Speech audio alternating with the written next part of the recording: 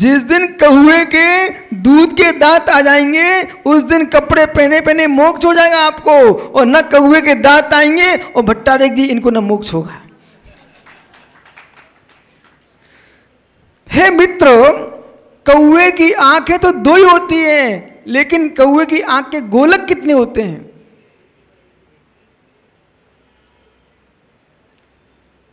नेमी बड़कुल, इतनी दूर चल के आए भाई, कुछ तो बताओ। कौवे की दो आंखों में गोलक कितने हैं? एक ऐसा पक्षी है कौवा जिसकी आंखें तो अवश्य होती है पर गोलक एक ही होता है। जब दाईं आंख खुलती है तो बाईं आंख बंद हो जाती है कि गोलक इधर आ गया है, और बाईं आंख खुलती है तो दाईं आंख बंद हो जाती है, गोलक इधर आ गया है। ऐसी ही मित्र जैसे काक अक्षी न्याय, कौवे की आंख जो है दाएं खुले तो बाएं बंद है और बाएं खुले तो दाएं बंद है, ऐसे तुम्हारे पास दो नेत्र होने पर भी एक गोलक के तुल्य विषय को समझिए। उपयोग जो तुम्हारा है अशुभ की ओर जाएगा तो शुभ की आंख बंद हो जाएगी, और अशुभ से शुभ की ओर आएगा तो यानी अशुभ की आंख बंद हो जाएगी। अब आप देख लो क्या करना चाहते हो। एक आंख बंद होगी तभी दिखाई देगा। जब तक शुभ की आंख खोलना चाहते हो, अशुभ की आंख बंद करना पड़ेगी।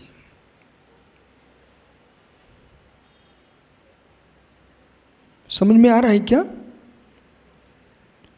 समझ में आ रहा है ना? निहार लो, अन्वेषण करिए अपने आप में। स्व के भीतर अन्वेषण करो, स्व के अंदर खोज करो। ये आज ये मत देखना कि कौन क्या कर रहा है, ये देखना मुझे क्या करना है। जीवन भर किया क्या है। सरोवर में गए, ज्ञानी गुणभद्र स्वामी कह रहे हैं, एक प्राणी सरोवर में जिसमें लहरें चढ़ रही थी मुस्कुरा के गया, आहा मैं सुगंधित पानी पीऊंगा। बचन से ले, बचन से ले। वो कौन सा सरोवर है? नारी सरिष, एक छोटा सा तालाब है। वह तालाब पानी से भरा है। जैसे सरोवर में पानी है ऐसे गुणवद्ध स्वामी कह रहे हैं, हे मित्र, नारी सरोवर बचन चल रही, जिसके बचन ही पानी है। कहाँ दौड़ता आदमी? सरोवर में खिले कमल, सरोवर में खिले कमल। मुमुक्षु ध्यान दो, सरोवर में खिले कमल कितने सुहावने लगते हैं। उन कमलों को देख करके मधुकर, कमलों को देख करके भंवरा, कमलों को देख करके कमल पिपासु दौड़ के पहुंचता है। प्रातः की बेला में खिले कमल में बैठ गया था। खिले कमल में प्रातः बैठा भंवरा, इतना आसक्त हो गया,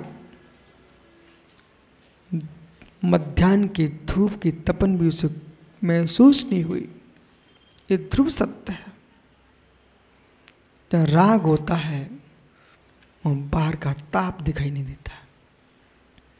जहाँ द्वेष होता है वहाँ सूर्य की चांदनी जलाती है। पुनः सुनिए, भंवरे से पूछो सरोवर में ग्रीष्म का सूर्य पड़ता कि नहीं? सरोवर में ग्रीष्म की सूर्य की तपन होती कि नहीं? और ग्रीष्म में सूर्य की तपन होती है, वहां भंवरा उस कमल में बैठा हुआ है, झुलस रहा है, तब भी आनंद ले रहा है। शरद पूर्णिमा का चांद शीतल होता कि नहीं? शरद पूर्णिमा का शीतल चांद चकवे चकवे से पूछना, शरद पूर्णिमा का खिला हुआ चांद चकवे से पूछना, वो चांद भी उसको झुलसा रहा है, क्योंकि ये नियोग है कि रात होते ही चकवा चकवी का वियोग हो जाता है। अपने पति के वियोग में तड़प रही है, झुलस रही है मित्र। जब तुम्हारे इष्ट का वियोग हो जाता है तो चंद्रमा की चांदनी भी तुमको जलाती है, और इष्ट का संयोग हो जाता है तो तपन सूर्य की भी तुमको ज्ञानी सुगंध देती है।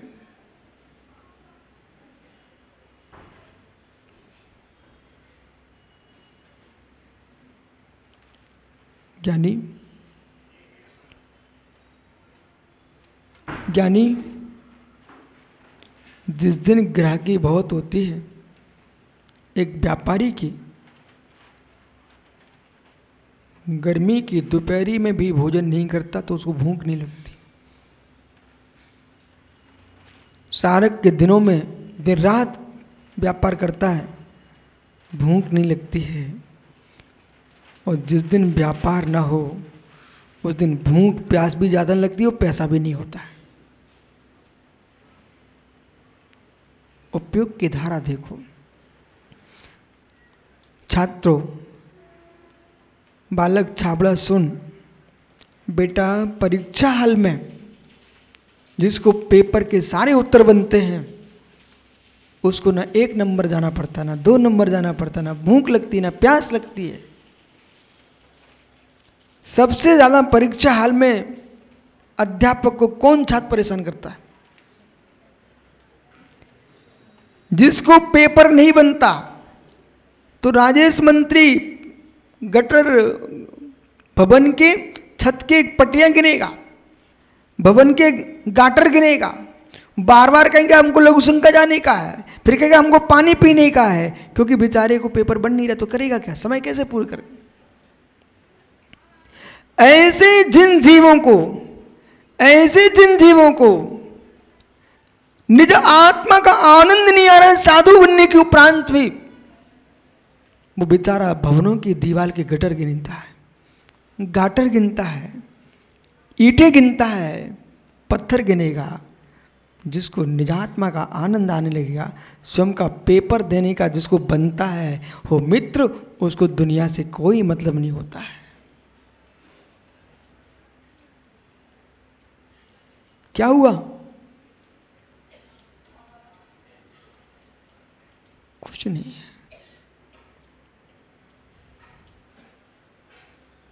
भूख लगती है ना तो सूखी रोटियों में भी स्वाद टपकता है,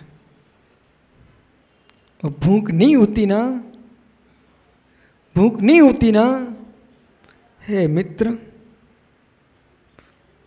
बम बम भाई 56 प्रकार के भोग भी रख दिए जाएं तब भी उसमें से दोष निकालेगा, माँ चटनी में मिर्ची ज़्यादा पड़ गई।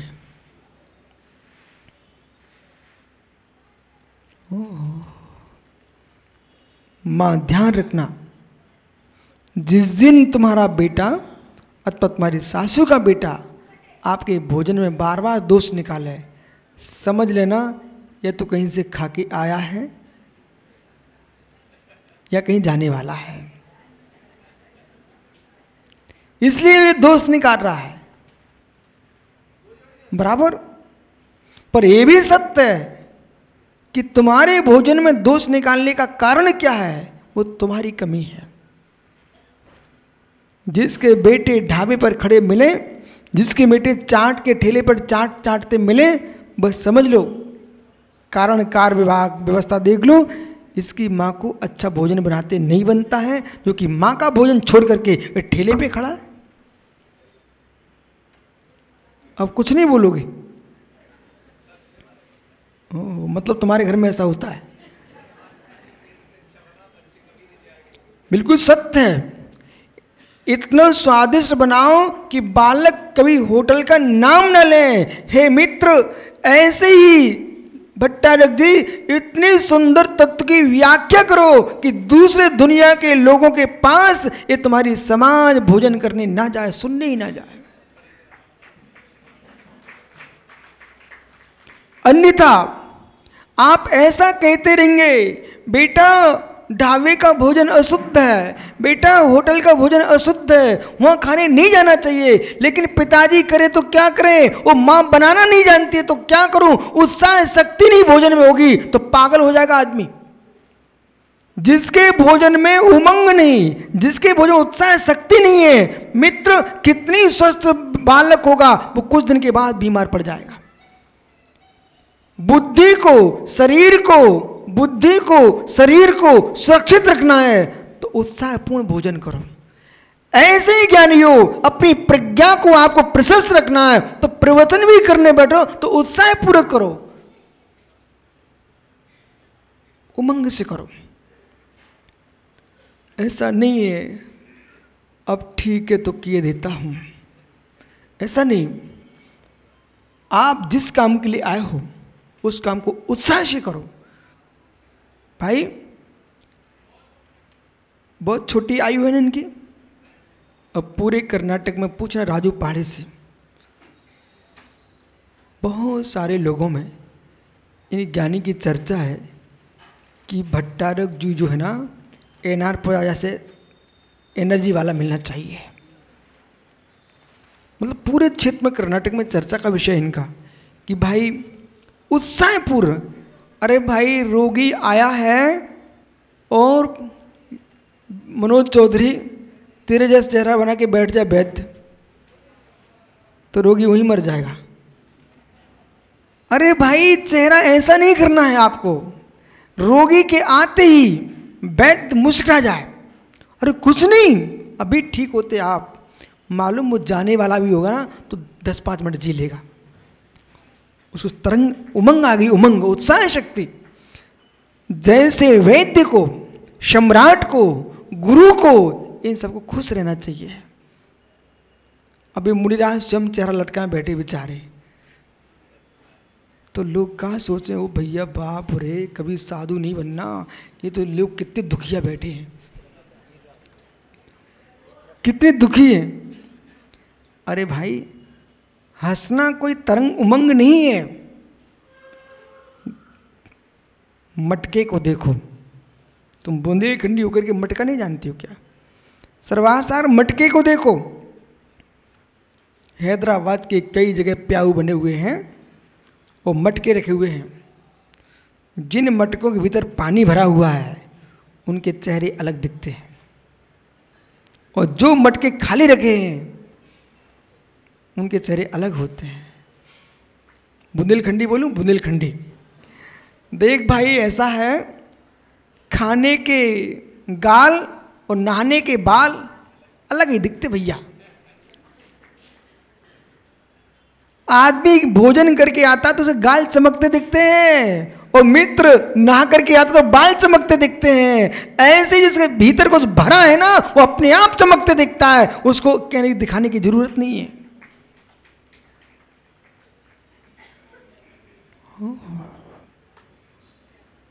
चमक होना चाहिए, चमक अंदर में गदगद भाव होना चाहिए।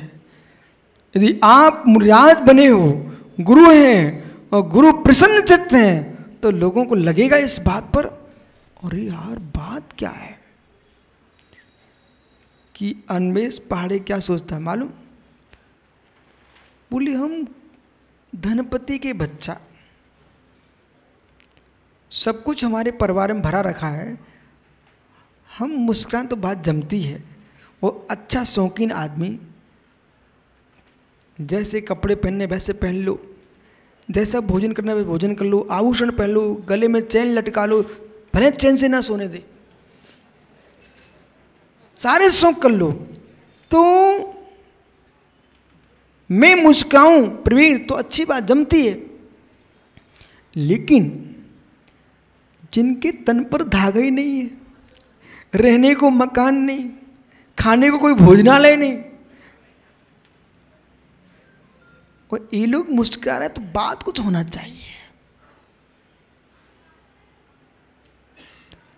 तो जो युवा अपने पिता की संपत्ति पर, अपने दादा की संपत्ति पर, स्वयं की कमाई पर इठला रहा हो कि मेरे पास सब कुछ है, उसको अलग से मुस्कुराहट दिखे कि मेरी मुस्कुराहट में उनकी प्रसन्नता में कुछ अंतर दिखाई दे रहा है। बताऊं क्या आपको? अन्वेष भाई कहो तो बता सकता। मित्र, इसी भारत भूमि पर कर्नाटक में ही कल्याण मुनिराज बैठे हुए थे। कल्याण मुनि, वो कल्याण मुनि जो है जब अपनी साधना में लीन थे तो यूनान का सम्राट सिकंदर आया भारत। उसने अपने मंत्रियों से कहा जाके देखो यहां क्या है। जो संपत्ति भारत में थी दुनिया में कहीं नहीं थी। वो आज भी विश्वास मानना, जो आध्यात्मिक संपत्ति भारत की भूमि पर है ब्रह्मांड में कहीं नहीं है। हे मित्र, 3 लोक में पत्थर के टुकड़े मिल सकते हैं, कागज मिल सकते हैं, धातु मिल सकती है, यहां तक कि जिन प्रतिमाएं भी आपको सर्वत्र मिल सकती है, पर दिगंबर मुनि 2.5 दीप के बाहर नहीं मिल सकते। जब भी मुस्कुराओ तो भारत में आकर के इस बात पर मुस्कुराना। मैं कई बार आपको बता चुका हूं, कामता प्रसाद जी बैरिस्टर थे अपने जैन। वो जब विदेश बहुत घूमते रहते थे और जब भी भारत आते थे तो युवाओं से मालूम क्या बोलते थे, भैया ओ जीवन जीना तो विदेश चलो, जीवन जीना तो विदेश चलो। युवाओं को प्रोत्साहन कर देते, बोले विदेश चलो। जब उनका जीवन ढल गया, वृद्ध अवस्था आई, विकास वो स्वयं भारत वापस आके रहने लगे, तो बच्चे एक युवा पहुंचता कामता प्रसाद जी के पास, बोले श्रीमान जी आप हर समय कहते थे जीवन जीना तो विदेश चलो, जीवन जीना तो विदेश चलो, आप स्वयं लौट के क्यों आ गए? बोले बेटे हमने ये कहा था जीवन जीना हो शौक तो विदेश चलो, ये हमने कब कहा था कि मरना हो तो विदेश चलो? अरे भाई मरना है तो समाधि मरण करना तो भारत में ही रहना पड़ेगा, क्योंकि विदेश में संपत्ति दिख सकती है, लक्ष्मी दिख सकती है, स्त्री दिख सकती है, स्त्री दिख सकती है, पर दिगंबर मुनि नहीं दिख सकता, वो भारत में ही दिखाई देगा।